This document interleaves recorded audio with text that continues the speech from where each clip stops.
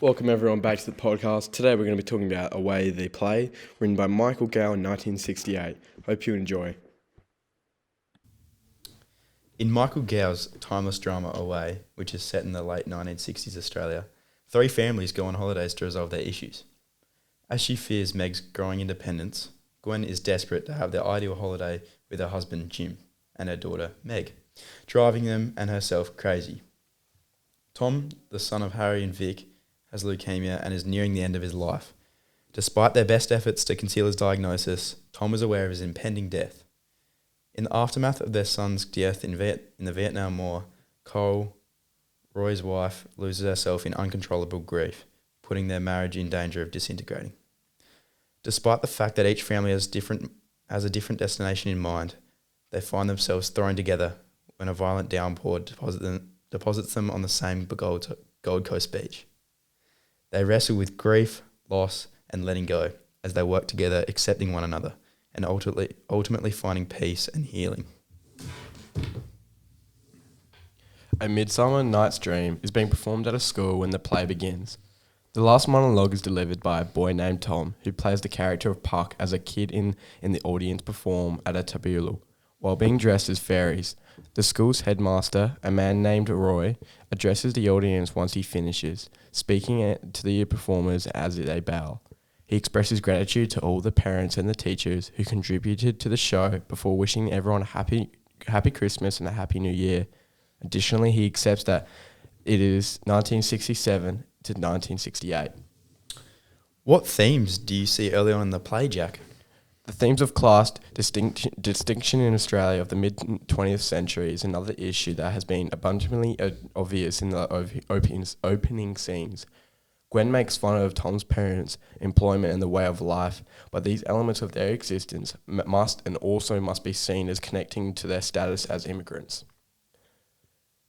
As Gwen said, they shouldn't be going on holiday if they can't afford it. As she also says, some people may be happy living as pigs, but I'm not. I will not have you hanging around with that kind of people. Despite the fact that class conflicts may be seen throughout the play, this mostly applies to Gwen as a character. Due to the past trauma, Gwen is insistent about staying in her own socio-economical class, while denouncing others who are in a lower one. She forbids Meg and Tom from seeing each other and is difficult with Jim. Social class distinctions can be used to make wealthy individuals seem uneasy and to humanise Gwen by emphasising her past trauma. Despite Gwen being the main offender, Roy and Coral, who travelled by plane to the Gold Coast rather than by a car, appear to be the most financially prosperous of the three couples in this sequence. Later on, Coral struggles to reconcile the price her family had to pay with superficial privileges, whereas Roy vocalises his drive for Coral to overcome her grief. What are some other themes do you think are prominent in Act 1? I think the primary conflict in the play is embodied by the death of the youth. So all characters' behaviours are significantly influenced from adolescents being killed in war and in illness, and each character in the play are connected to those who have recently died or will soon die. One such illustration is Tom, the main character in scene 2, and we start to recognise not everything may be perfect with Tom. Even though they didn't want to notify him about his death, Tom's parents, concerned when they entered the room, concerns about his temperature, his level of fatigue, and other things, reflect tiny efforts on their side to monitor their son's health. His short comments, however, show that he's seen through their worry and is aware of his impending doom. Tom's parents pretend not to fear their son's death instead of being genuine, whereas Tom is the total opposite, embracing his fate and not shying away from being truthful about his actions and what he wants.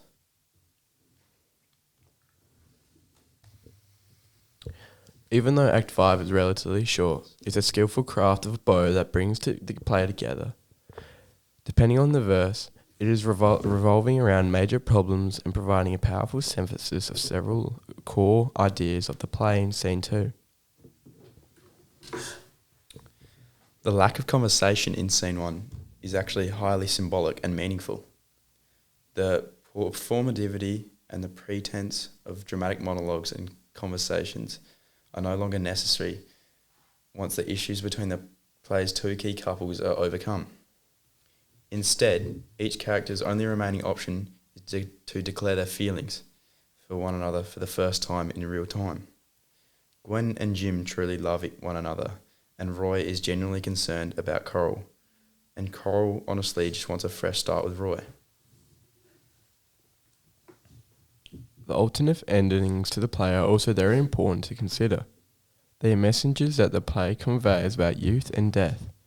The play strikingly teaches us a great way to deal with about ourselves and the ways we live, then returns us to the more and less of where we started, so that we may take stock of how we've changed and put this to change into perspective.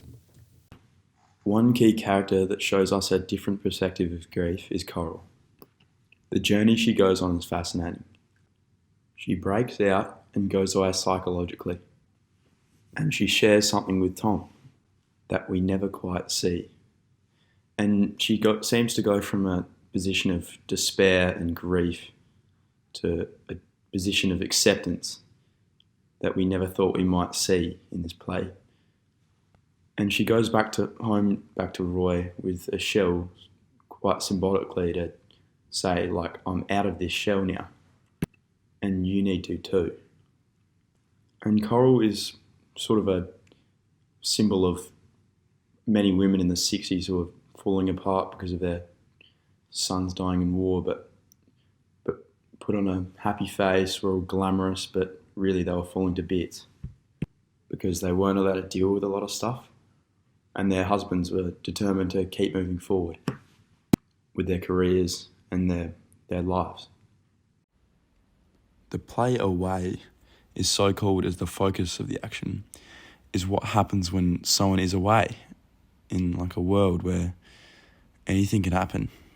You're away, you're in a dream, and it's not our normal lives as we live them, as we're at school, as we're working our 9 to 5, as we're at home. And on holidays we're regenerated and we're refreshed, and we try to recreate our lives a little bit, and we have more energy and higher spirits. We get along with our families, get along with our friends, and we find resolution or resignation. It relates to something known to everyone as a special feeling, which is just having that break. That refreshing moment when your body is given a chance to recharge. We're all human, and that the way we grieve, reconcile, and love are all very different depending on what kind of person you are, and that the class of your wealth has nothing to do with it. Thank you so much for listening to our podcast. I hope you subscribe and you come back next time. Thank you very much.